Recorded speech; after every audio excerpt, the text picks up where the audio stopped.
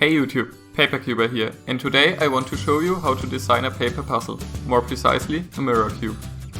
I've started this project a bit over a year ago, and some of you might know my livestream where I started to design the mirror cube. I recently got a comment asking about the progress of the project, so I thought I might as well finish it. I didn't want to make another livestream, so I designed the rest of the pieces during the last week. Since I've been asked how I design my puzzles quite a few times in the past, I'm going to try to take you through the process that I'm doing for pretty much each puzzle that I'm building. For starters, I'm drawing a folding plan of the outside of the puzzle, so I know where all the cuts are going to be. Because I'm designing a mirror cube here, the cuts are not evenly distributed on each of the faces. The only constraint was that all the centers had to have the same width and length. Because all other proportions of a mirror cube are different from each other, each of the corners and edges will be different as well. That will be important once we come to those pieces.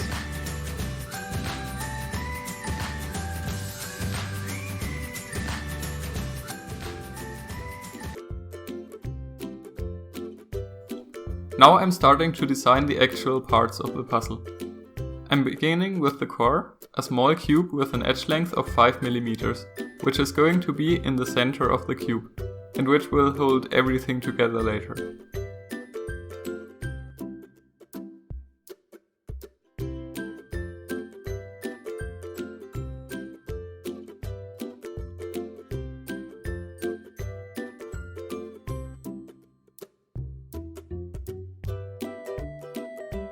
After this, I'm drawing the axes.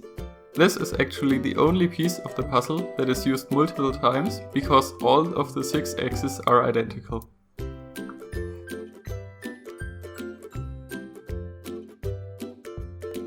Now the inner pieces of the puzzle are done, and the next step is designing the centers.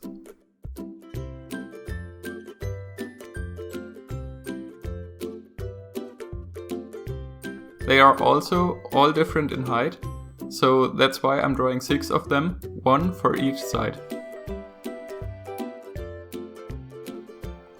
The next step after the centers is drawing the edges.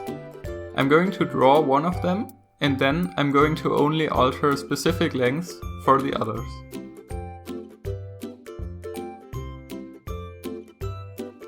I use pretty much the same mechanism for all my 3x3 edges, so it's more of a copying job by now than really thinking of a new design.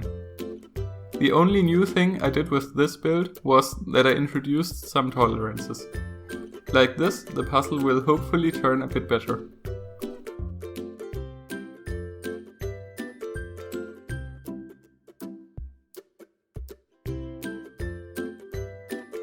After the first edge is drawn, all I had to do was to adjust the edge lengths of the other 11 edge pieces. This was a pretty tedious job, but it luckily didn't take me too long.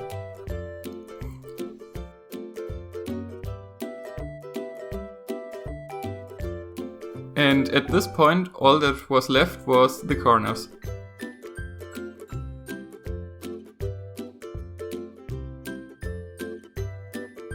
I did them the same way as the edges. That means after designing the first one, which I pretty much copied from my other builds, I only altered the required lengths for the rest of the corners.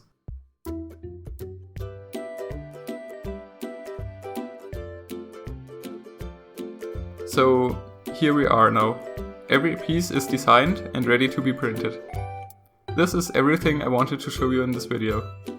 I hope you were able to get an idea of how I design my puzzles, and I'm going to show you the building process of this puzzle as well, but that will be in another video.